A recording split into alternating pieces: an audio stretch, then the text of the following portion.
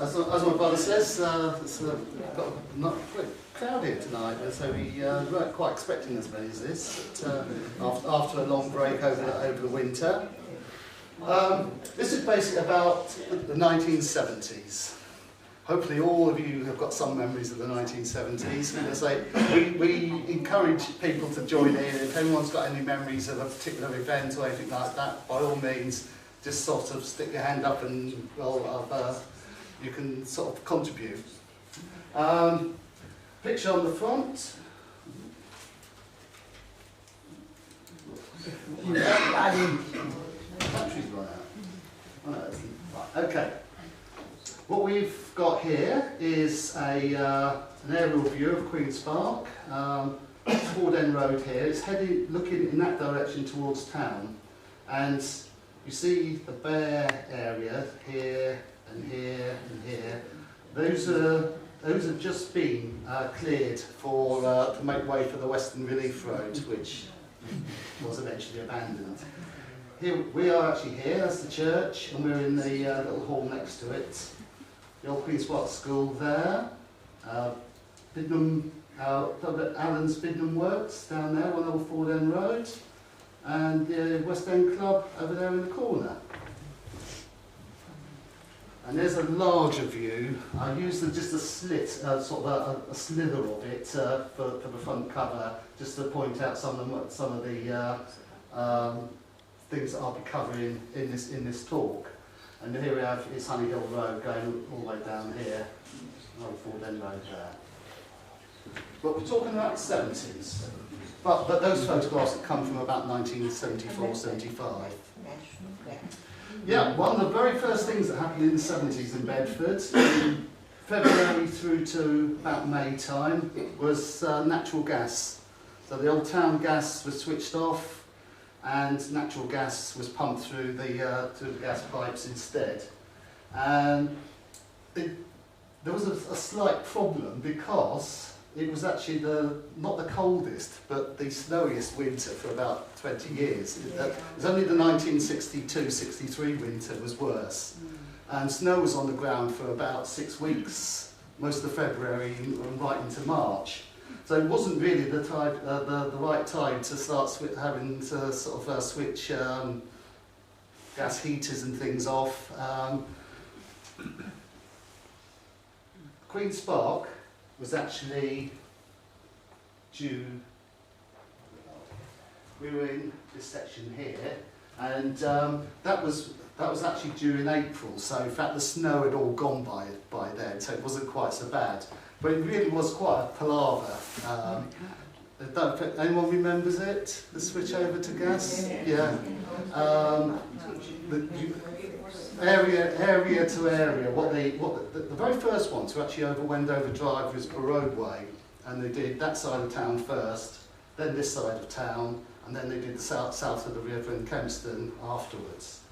But it meant that on the week that your area was due to be done, engineers would come out to every house.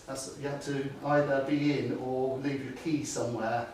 They actually sent out little envelopes so you could actually inform them where the key was going to be if you weren't going to be in.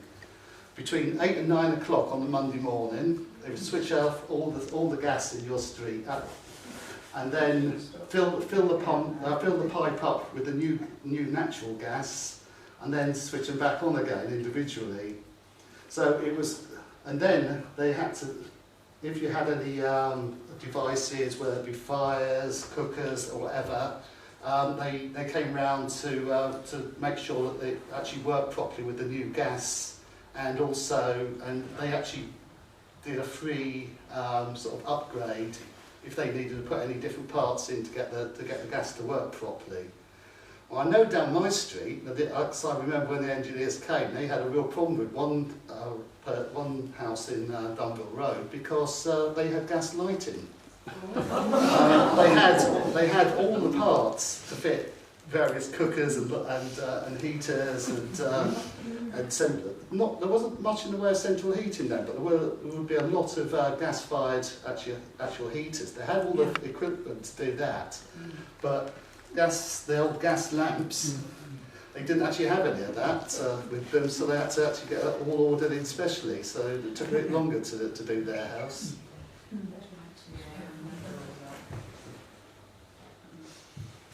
But the next year, even bigger disruption to the country, Yes. decimalisation, 15th of February 1971. This is actually Midland Bank on the High Street, which is now Banker's Draft pub. This was then loading up the tills the night before on the Sunday with the new currency, because apart from a few exceptions, the new currency wasn't legal tender until the day it swapped over. So you couldn't actually get your money in advance. They did a few special sets in advance, but it wasn't actually available sort of through normal outlets until the day of decimalisation. Does anyone know of all the decimal coins, how many are still being used today that are the same as when decimalisation first started?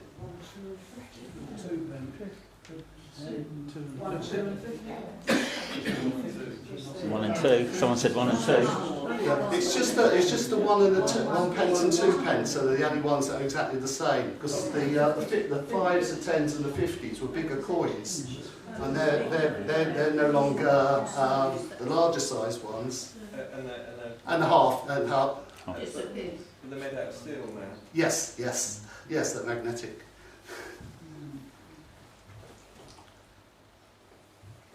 And everyone was sent, every household was sent one of these. They were published in all the papers. Most shops also had sets of these stuck up around the place or put on tills as a little ready reckoner for the Decimal Currency Board. Sent out this to everyone to make sure that people knew, this was sent out in advance, so people knew roughly what you were getting with your new money. And it actually says, cut it out and keep it in your pocket for a quick guide until you're familiar with the new system. That was the biggest rip-off. Everything went up, yeah, I'm just about to come to that actually. But there's 2 adverts from Safeways. Does anyone not know where Safeways used to be? Is anyone not familiar with it? Yeah. This is the week before decimalisation, and this is the week after. In fact, the actual offers, you can't see it very clear, but they're all valid to the 20th of February. And it's the same on that one as well. So before, you had the old price and the new price, and afterwards, it was only the new price, and it said, trust Safeways for your decimal shopping, because, as you say, a lot of people used it as a chance to round. It tended to get rounded up rather than rounded down.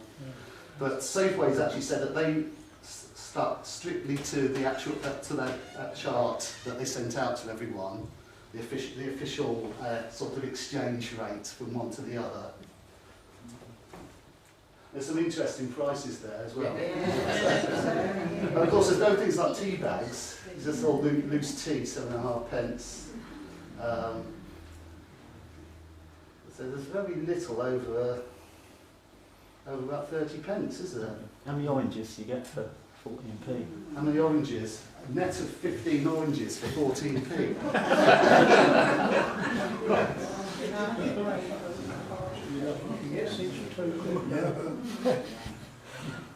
And this is just a little bit, this is what Safeways did, and this was actually on one of the other things, but I've just blown it up a little bit. What they were saying was that there's a change booth will be operating either from your off licence or from one of the checkouts, so you could actually just go into Safeways with your old money and they would change it over to the new currency. You didn't necessarily have to buy anything from them.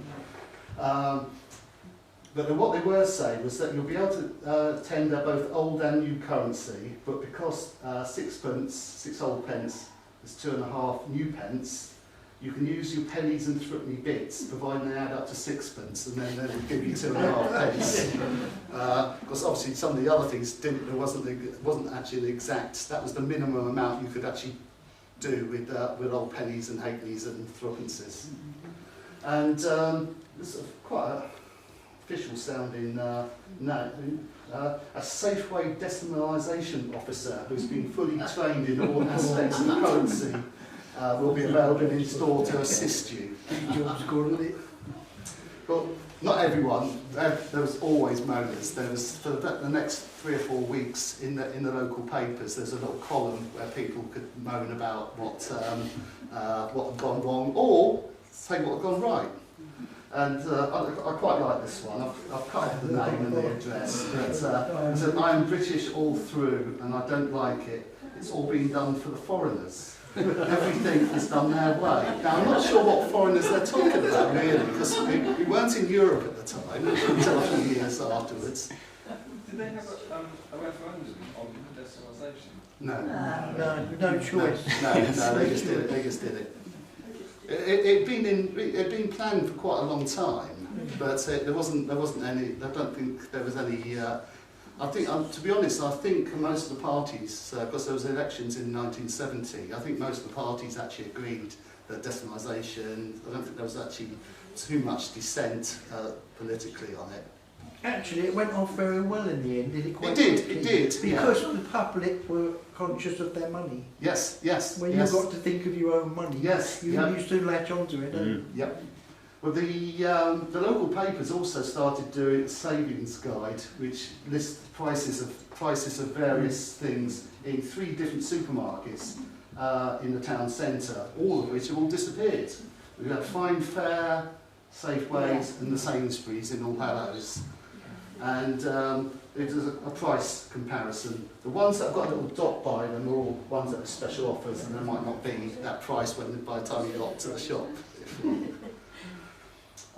We've got a local story about one of the Italian shops on Ford End Road. The guy was a bit stingy with his sweets in particular. I believe that he had actually been done for weighing out things. Weights and measures had sort of slapped him on the wrist. Used to weigh his son. But so what he used to do, with things like sweets, things that you could cut in half, he would actually cut sweets in half to make sure they didn't go up, because he didn't want to go up. It's like jelly babies. Yeah, jelly babies, anything soft, jelly babies and chewy sweets. He'd actually got a pair of scissors and used to cut them in half. And the other thing that you said, which I've forgotten all about, was sometimes he used to eat the other half. What? Got to do the next bit then? About what happened. The thing is, he was one of these people that didn't quite cope with decimalisation. So we worked out for about 2 or 3 weeks afterwards that if you gave him, if you gave him 50p, you actually got more than 50p back in the change. So all these half of jelly babies and half wine guns that he denied us over the years, we actually made it up in about a week. Because, and I think the word got round, people were coming out with more money than they went in with this week. So, eventually, obviously, he cottoned on, or someone told him. Something had gone wrong with the way he was looking at the chart. Because everyone was told to pay in pounds, shillings and pence to get the old money out of circulation as quickly as possible. But the shopkeepers had to give you the change in new pence, again to make sure that new pence were in circulation as quickly as possible. And he was somewhere along the line thinking of how many old pence it was, so you give him sort of 12 new pence instead of what should have been a shilling, the sort of 5 pence. So the word I know the word got round all the local schools. I think it was. He probably thought, "Oh, this is great." Everyone, the people queued up buying sweets and stuff. Of course, it didn't work all the time. Sometimes if it was a funny round number, he realised.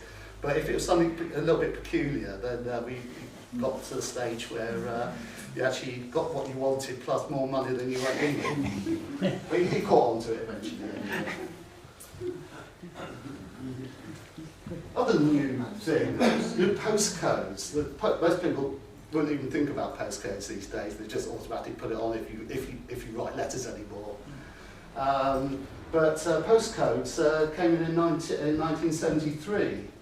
And again, there was a lot of local dissent because people were saying, well, what's this MK? Milton Keynes was hardly being built. There was still a group of towns and villages. It was being built, but certainly not as important as it is now. So people were saying, why isn't it BE or BD or something like that for Bedford? But so Milton Keynes, obviously it's Bedford comes right on the outskirts. This is the Milton Keynes, because they're all numbered from the inside. So MK1 and things like that are in the centre of Milton Keynes, and the further out you go, the higher the number. So MK40 is 41, 42, which is basically Bedford. But because it's right on the outskirts, we've got quite high numbers on ours. The other thing was power cuts. Anyone remember power cuts? Yes. Yeah.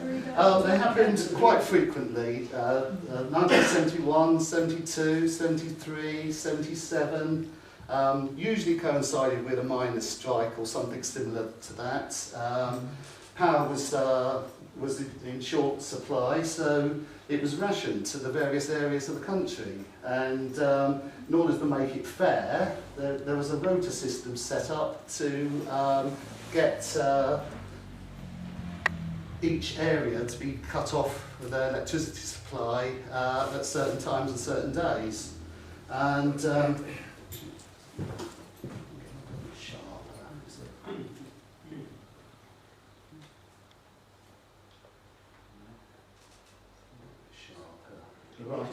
writing's quite small on it.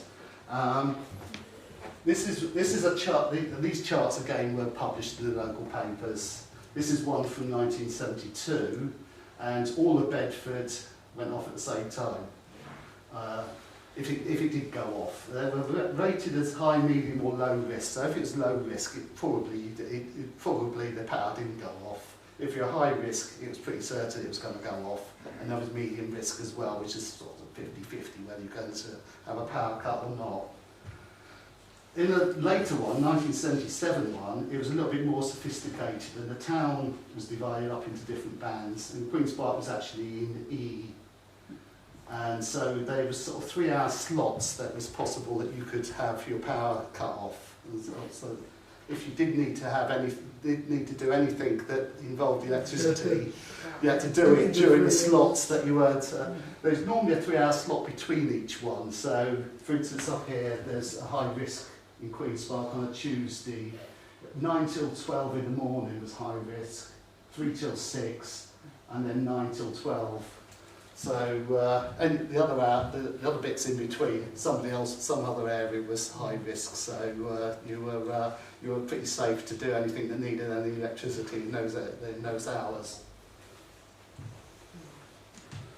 Now we come to the Western Relief Road. Basically, all this area outside and the other side of the road was all an area that was cleared to make way for the road that was coming from basically Amptill Road through Queen's Park and then joining up with Clapham Road, roughly where the bypass is going to come up near Sainsbury's now. It had been proposed just after the Second World War, and this in a 1952 town plan. This line was the line that was proposed to be a road to basically a part of a ring road. And this is a map from a bit later, from the 1970s, with very similar idea exactly where it was going to go. But what it basically meant was there was houses in the way.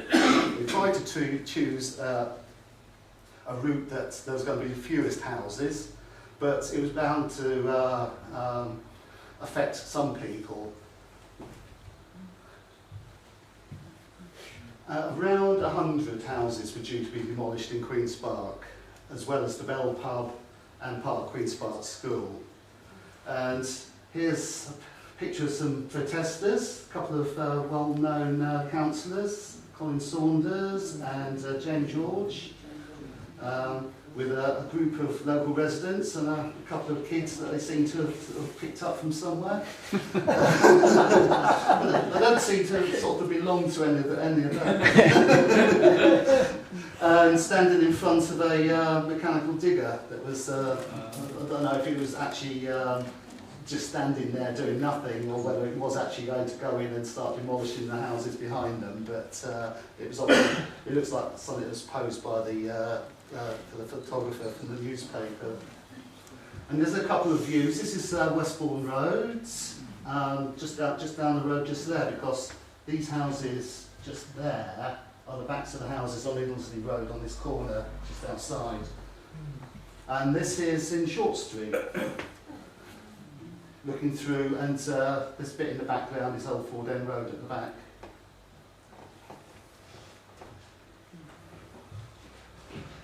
Anyone ever used to go in the Bell in the 1970s? Yes. The landlord, Jimmy Doyle. He was always, to be honest, he always seemed to be moaning about something or other, but he had something, at least this time he did have good reason. They were going to knock the pub down, but in the end, because the whole thing was scrapped eventually, the pub was spared. This little gap here is now where the mosque is, just down the road. What was it scrapped? I think, well, amongst other things, I think they decided that they wanted it to go further out, that any ring road would go further out, which is what. Sorry? Purely political. Yeah. It was one of these things that none of the parties in control locally But if you ask, could the agree. excuse was money. Money, yes. They were talking about money. But didn't they fail to get a government grant?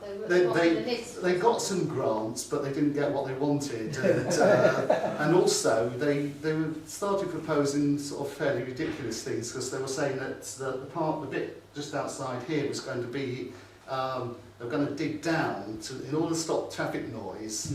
It was going to be buried below the surface, but then it had a problem because it was below the water table, so they're going to have a pump there all the time to make sure it didn't flood. So and it was going to be it was going to have to be a bridge over the River Ouse at the Slipe, and they didn't. If they did go underground, it was going to cause problems with the slope from the bridge going down onto below ground level. Of course, even when they scrapped it, Jimmy Doyle was complaining that he'd lost trade because all the neighbourhood houses had all been knocked down. Bomb scares. There weren't any bombs in the Bedford area, but there were in other parts of the country, and some of them were very serious, with lots of loss of life. So anything sort of suspicious packages, someone left a shopping bag behind, and people making malicious hoax calls were quite commonplace. And the top one here is Woolworths on Midland Road, where Next is now. And the thing I always used to think was funny about it was that they'd all been sent out the shop, yet a lot of people, because there was a possible bomb in the shop, but there was people pressing their faces against the glass windows, peering in, trying to see what was going on. And I thought, well, if a bomb does go off, that glass is going to go straight out and hit those people full on. This one down the bottom is the little wall outside of Allen's, and they say they don't look too unhappy that they've. That's the main gate to Allen's. That's the main gate to Allen's. It's Just the main there, gate. yes, yeah, the main gate there, and there'd been a phone call to Allen's. It turned out to be a hoax, but obviously they evacuated all the staff. I can well imagine a few of them ended up in the Globe or something like that. But these lot are all sitting here looking quite happy that they've got a little break from work. Whether they've been docked any wages for the work not done, sort of not been paid for. No, in Allen's they yes, were. probably in Allen's, yes. And that got a few people who have either retired or died in the 1970s. If you're from Queen's Park, you almost certainly know. The headmistress of Queen's Park Infant School retired in 1974, and there's quite a group of people here. We've got Ron Sharman, Miss Van Carapiet, anyone remember her? Was one of the teachers at Queen's Park Infants. The mayor was Brian Dillon. And then we've got Dorothy Jenkinson, who was the headmistress, Leslie Matcham, and then there's a few other local celebrities. Someone from the Italian consulate, who apparently Paul was saying that Mrs. Jenkinson actually she had Italian lessons, so that when the Italians started arriving at the school, because it was infant school, so it'd be sort of 5 to 7 year olds, so that she could actually communicate with the Italians, which she had quite good relations with the Italian consulate in Bedford, vice consulate in Bedford. And then we've got Leslie Matcham, who's headmaster of Queen's Park Junior School. He retired 2 years after the one from the infant school. He retired in July 1976, a month after he'd been awarded the MBE for services to education. So there's a picture of him just before his retirement, and there's a picture of him at Buckingham Palace receiving his MBE. Remember him? Yeah, Neville Wright, Nar Wright as he's often called. This is his shop now. It's still got a bit of blue on it, because a lot of these things seem to be blue. Most of his bikes that he sold were painted blue. He retired in 1975. He'd actually apparently worked for 53 years. And I should imagine a vast number of Alan's workers had had their bikes repaired there, or all bikes were there at some point in the past. Wherever he looked in his house, there was a bike. Front room, kitchen. Did someone say that it smelled of paraffin as well? That's your house. That's Harrison's, is it? Yeah. They used to keep a lot of budgery guards. Canaries. Yeah. Yeah. Border canaries. Yeah. And then we have two of the longest serving doctors who both died in the 1970s. Dr. Boyd, who was family doctor from 1932 to 1963 in the old Hurst Grove surgery. He was also medical director of the football club for more than 20 years.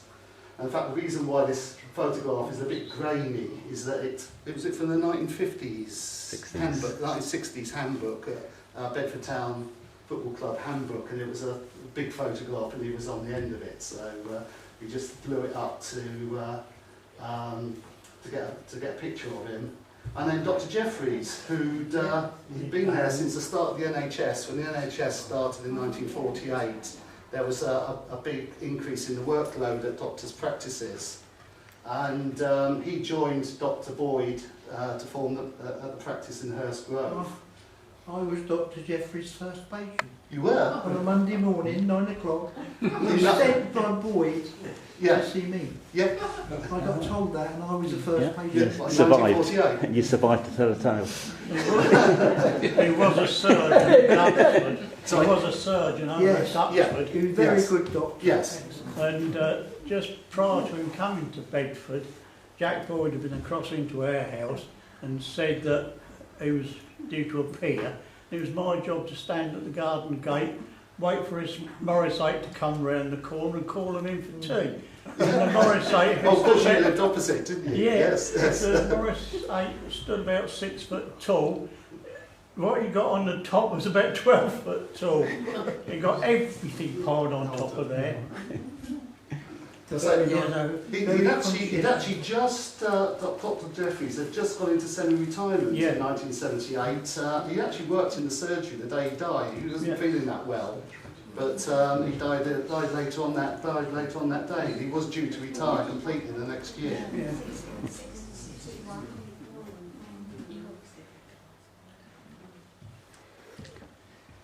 course, there's a big influx of the immigrant community, of the Asian community into Bedford and particularly into Queen's Park in the 1970s. This down here isn't a football team, it's actually a kabaddi team that played on Westfield School grounds occasionally. It played in other areas of Bedford, but this is a kabaddi team, which is like a sort of Punjab game of tag. That's about, or you could, if you've never seen it, you can't really describe what the game is, but you have to try and touch somebody and not get caught, but you have to hold your breath all the time. You have to say kabaddi, kabaddi, kabaddi, so that you know that you're not breathing in. And as soon as you breathe in or you get caught, then you're out, basically. And it's a weird scoring thing.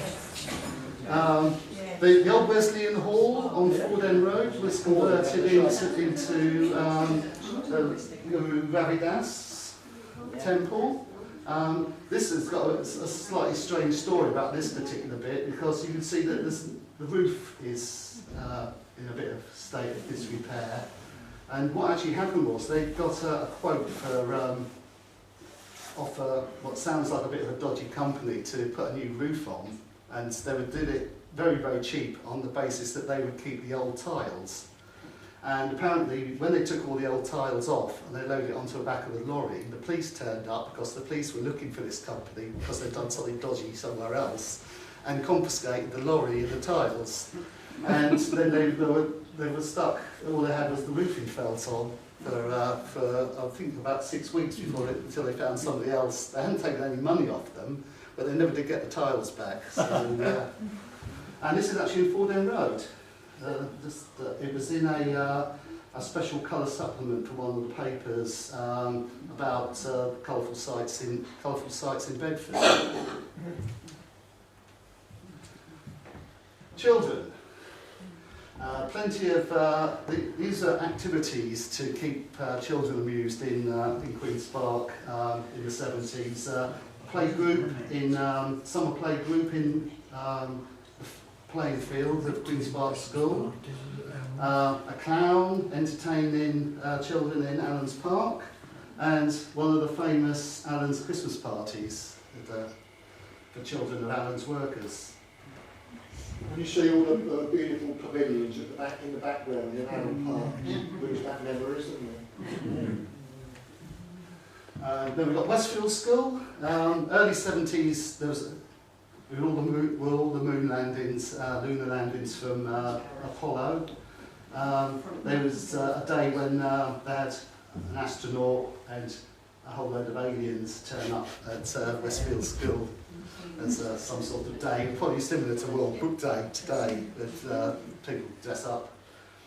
We have Trevor Skeet, before he was Sir Trevor Skeet, talking to pupils at Westfield School. And here we have a rugby tour to South Wales.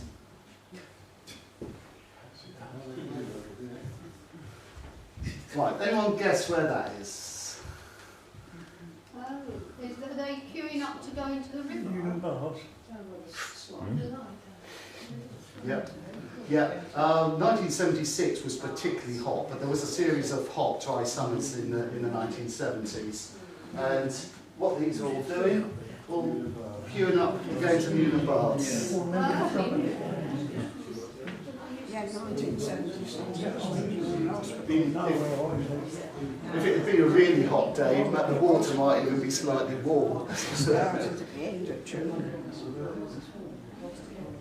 1978, the first ever British Bedford River Festival to commemorate the opening up of the river again to navigation to the sea. Again, the local Ron Sharman was one of the lead organisers. He often used to tell everyone that it was his idea for the River Festival. Whether it was, I don't know, but he certainly was. He was one of the organisers for the early river festivals. And as you can see, it's very similar to what there is now: a carnival type procession, raft races, decorated boats illuminated at night. Didn't have any of the stalls selling all sorts of food and stuff in those days. And I can imagine that health and safety people wouldn't particularly like all these people just dangling their legs over the edge. This is almost certainly taken from the suspension bridge, as this little section of the embankment. One newcomer to Queen's Park in the 70s was Charles Wells Brewery. Moved out from their Hall Lane Brewery to their site just off of Ford End Road. Here's Oliver Wells, one of the leading members of the Wells family, standing on the foundations of the first part of the brewery. Because it was on gasworks land, or Bedford gasworks, there was a problem with the contaminated soil, so they had to build very deep foundations for it to put the actual building on. And here is a very large brewing vessel trying to negotiate the corner of Lawrence Street and Ford End Road. And there's the Guru Ravidas temple in the background, and that would be Perfecto's chip shop in the corner. That was Wall's fish shop. Oh, David Walls, yeah. Yeah. Oliver Wells, he only died about 2 or 3 years ago. Yes. And the brewery was opened by the Duke of Gloucester in May 1976. So there he is pressing the button to start the brewing process, cutting a ribbon in the dispatch area, and looking in at the stuff fermenting away in one of the brewing vessels. And that is the brewery from the air around about 1978-79. And that is the, you can see the football club with the greyhound track. They've knocked the terracing down at that end to make way for it, but there's still a little tea hut up there. And there is the Co-Partners Hall, where all sorts of famous people like Glenn Miller and Bing Crosby appeared during the Second World War. That's actually been knocked down now, but the wooden flooring is still in the visitors. They use the wooden flooring in the visitor centre in Charlie Wells Brewery. If anyone makes a visit to look down at the floor, it's the original wooden flooring from the Co-Partners Hall. And that's the halfway stage. So we'll have a quick break now. If anyone wants refreshments, Switching back to Morris again, I'm actually working on about 3 or 4 different talks at the moment. So if I suddenly start talking about life in the Punjab, then just you have to stop me till next Wednesday's talk. Yeah? Hopefully they won't get too jumbled up. Right, I want to start with this because that's quite an unusual view of the Eagles football ground. Someone was just asking about where they got that big stand from. It's one of our half-time questions. It was actually from a Greyhound Stadium, Mitcham Stadium, in sort of South London. Really amazing structure, held about 3,000 or 4,000 people. But it's quite interesting to see it from that side of the river. So it's from the Kempston side looking across to the back of the stand, whereas usually you see the stadium in the background of an action shot from the matches. See, quite a lot of geese about in those days.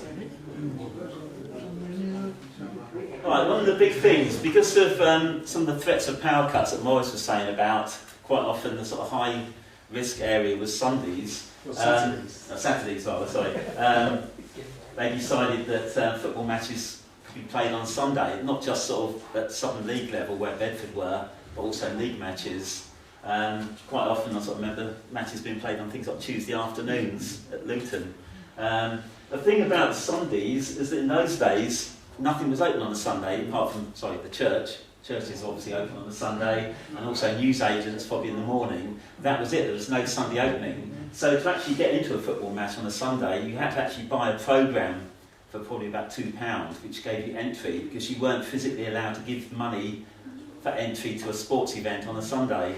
It's funny how things have changed just in sort of the 30, 40 years since then, where everything's open on the Sundays, sports events, all sorts of entertainment. But yeah, I remember that. You had to buy a programme, and that was your ticket to get in, because they weren't allowed to take money over the turnstile. I think you had to go through the gate instead. So it's quite a big crowd, obviously, at the top there. It's interesting to see quite a lot of women attending the matches. We're going to come on to women's football in a minute.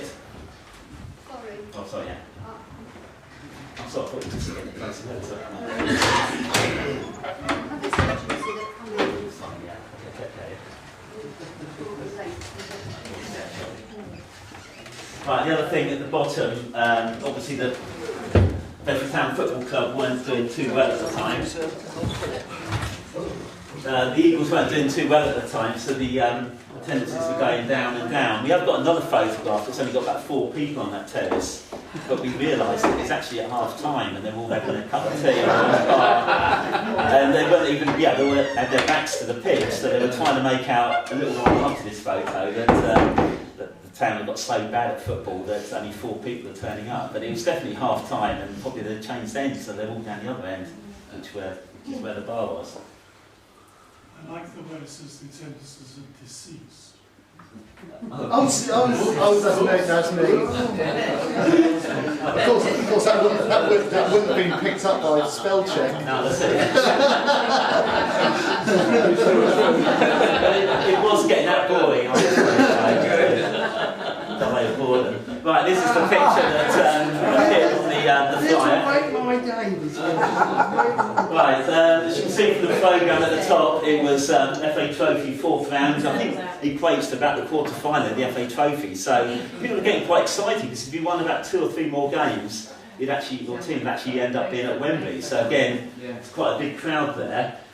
Because we were playing someone up north, it's traditional, certainly when we play places like Kettering, it's traditional that all the local hooligans would turn up and cause all sorts of trouble. It's obviously 70s was sort of classic time for football hooliganism, and Bedford was no exception. So anyone from up north, all the local Westfield kids basically, wasn't it, would turn up looking for trouble. So we got to half time, really boring match, and it's quite tense because both teams really wanted to get that one step closer to Wembley.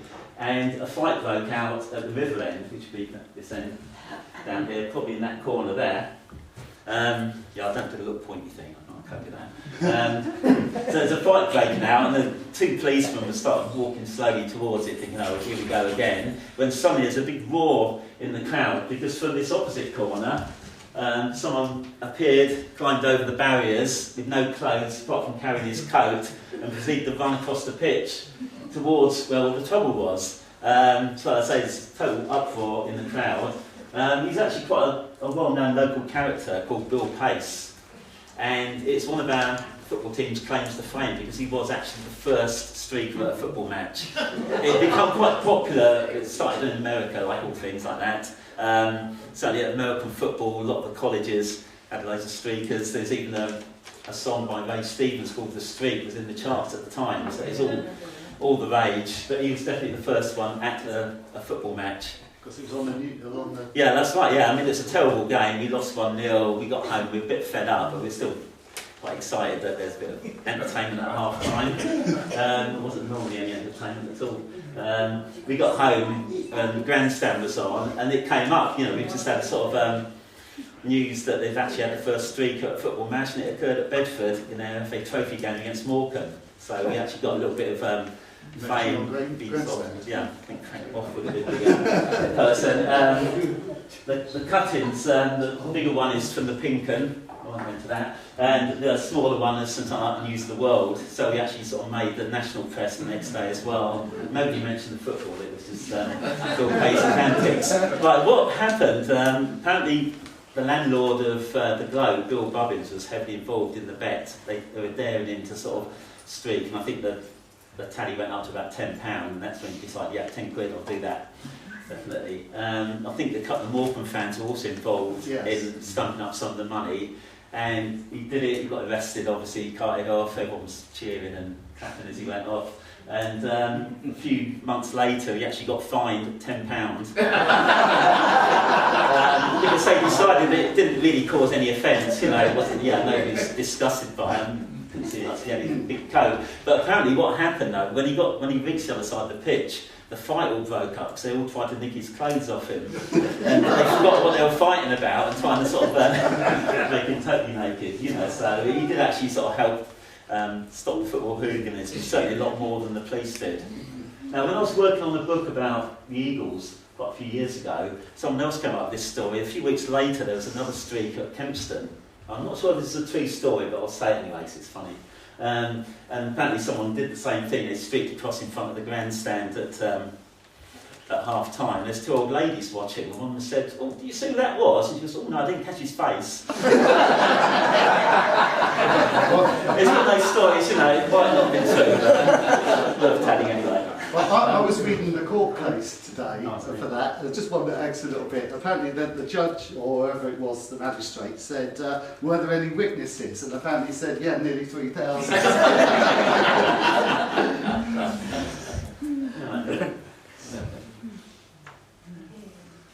Alright, another thing that sort of came in quite well in the 70s was women's football. It had been banned for a long time, mainly because in the 1920s it was getting too popular, so it was actually banned by the FA from actually having any women's football played on league grounds. And in the early 70s they started having basically what's now called the FA Women's Cup, and 3 of the finals were actually held at Bedford. So we talk about these programmes on the side there. There was one in between, there was like 73, 74 at Bedford, and they had one at Dunstable, and then 76 they came back to Bedford. The interesting thing, they used to have a 3rd and 4th place playoff as well, so the 2 losing semi-finalists also had a match. But when we looked at the kick-off times, they don't sort of add up. And what we worked out is that they actually only played half an hour each way. And it's quite a sort of sexist thing, because they're sort of obviously thinking, like, the women, they can't possibly play 90 minutes, you know, it's 30 minutes each way, that's going to be enough, they won't be able to cope with any extra. They did in this match at the bottom, Southampton against the Queen's Park Rangers, because he actually went to extra time.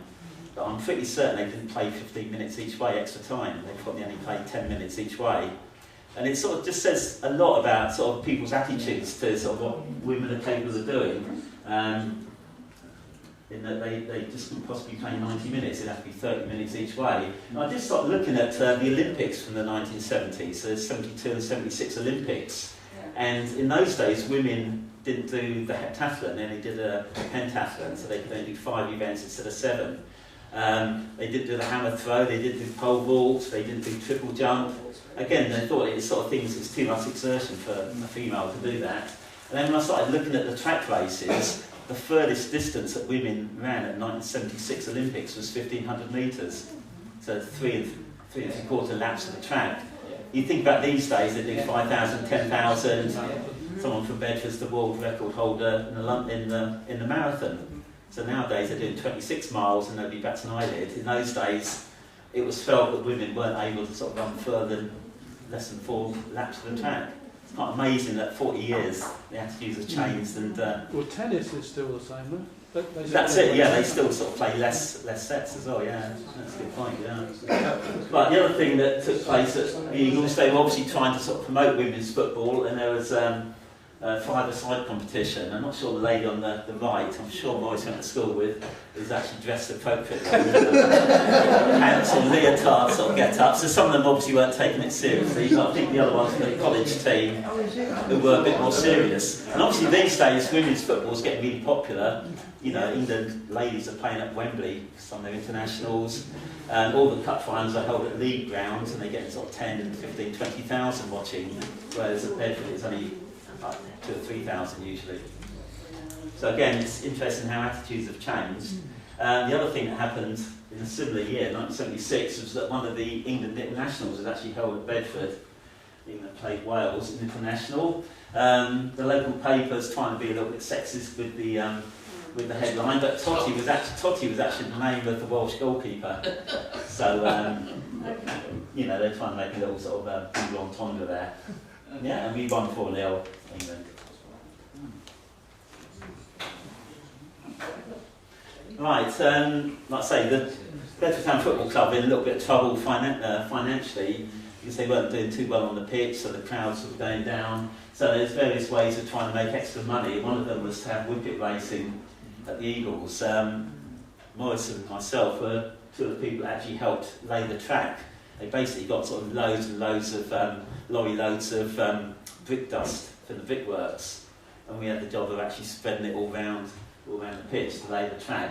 You can see from the little barrier there, it's not the greatest sort of setup. And if you've got an intelligent dog, basically the races started on the opposite side of the pitch on the halfway line, and they had to go round the back of the goal at the Nelson Street end, and they finished roughly opposite. on the other side. But any intelligent dog would work out you can either duck underneath or jump over the top. They used to get through about 3 hares every meeting because there'd always be one dog that just jumped over and just raced across the halfway line and sabotaged the whole race when they were coming down the top bend. But it did bring quite a lot of money in, you know, you get quite a few thousand people, probably on a Monday night usually, sometimes sort of Friday nights, so it's nights when there weren't any matches on, and it was bringing in quite a lot of extra revenue for the club.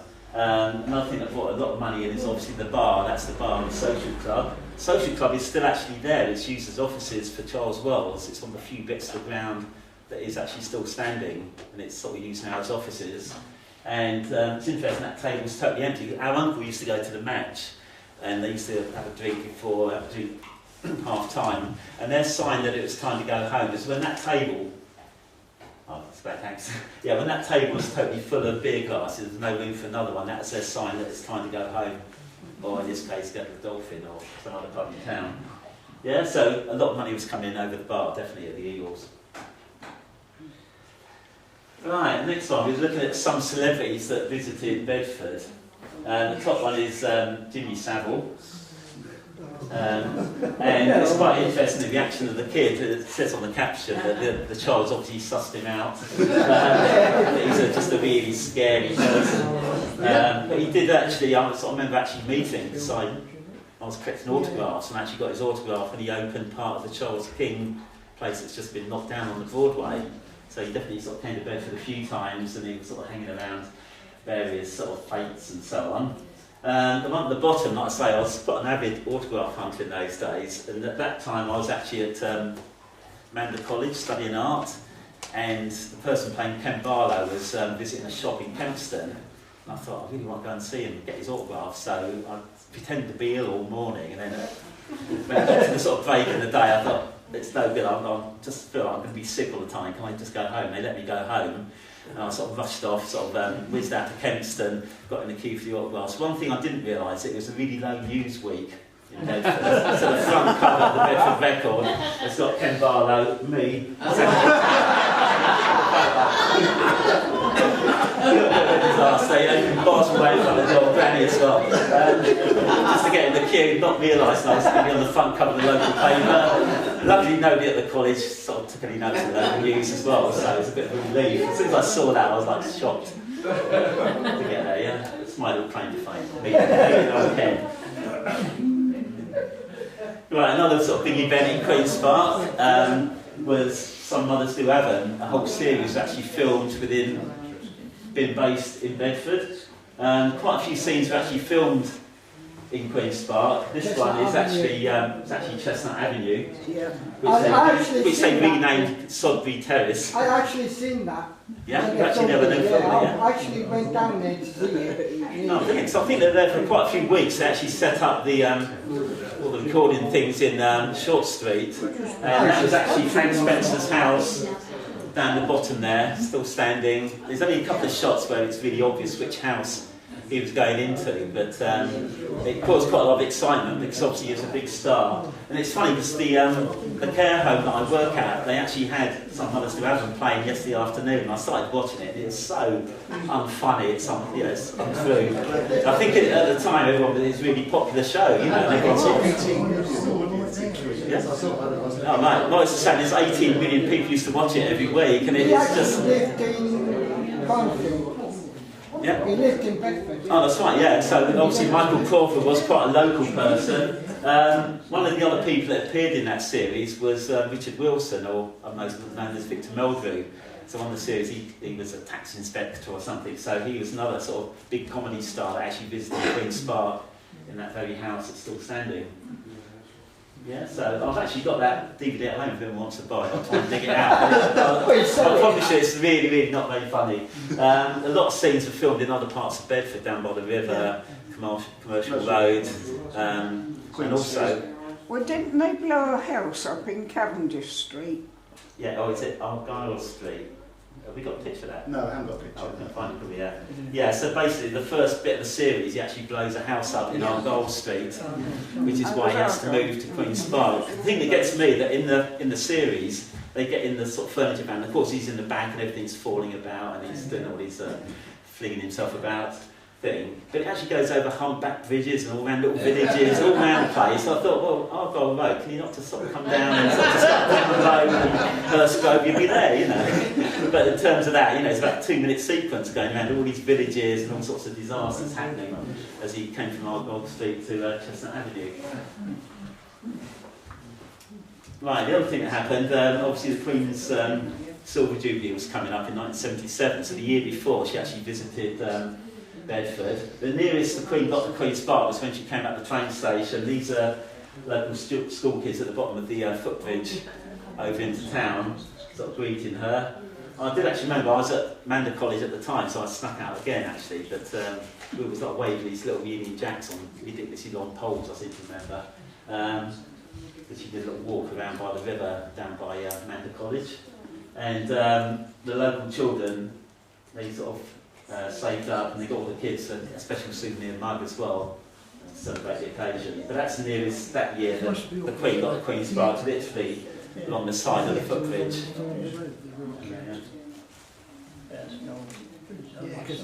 Alright, and that's me sorted, I think. So you're going back to Morris now then? Yeah, I'll take over. Right, this final little section is going to be about sort of shopping and shopping habits in Queen's Park and also in Bedford in general.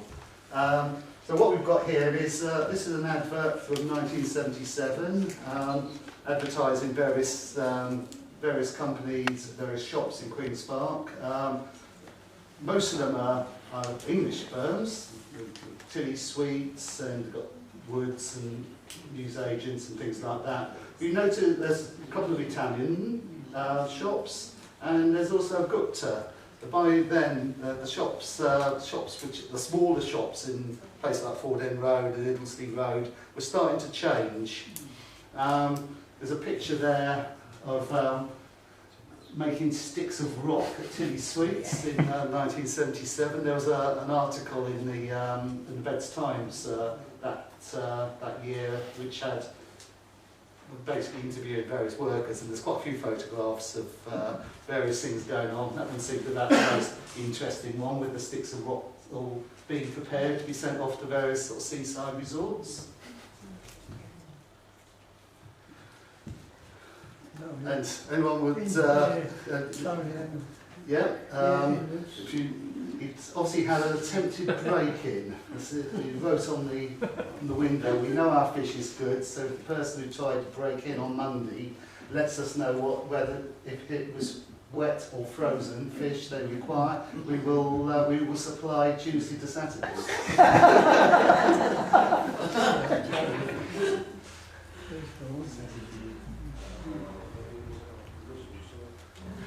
And put this in because look, what a load of old junk. It's actually a jumble sale. This is from Moravian Hall. And I was sort of fascinated with the sort of things that people were looking at. Mainly seem to be women's magazines, women's realms and things like that in the foreground, and a big pile of old clothes in the back.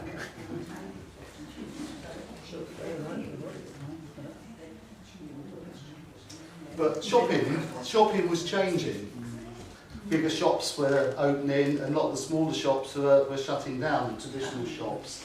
And one of the first, in the 1970s, one of the first of the bigger shops that opened was the new co-op. The old co-op had been knocked down, and this had been built on the site, on the corner of River Street and Midland Road. That opened in 1971 and eventually was extended when they built the Beehive at the back, when the Howard Centre was opened in 1979. Again, some interesting prices for some of the things on there. And then, in those days, clothes shops, apart from department stores like what would have been E.P. Rose's, then Debenhams, or places like Braggins, with now Beals, most of them were small and fairly specialist clothes shops. C&A's come onto the scene and open for size-wise, was enormous. Of course, it's now a new look. CNA still exists on the continent, but pulled out of Britain completely. And there's some quite strange fashions in some of those things there. The man at CNA. And then when Bedford Modern School moved out to its old site in 1974, they built the first sort of purpose-built shopping centre in Bedford.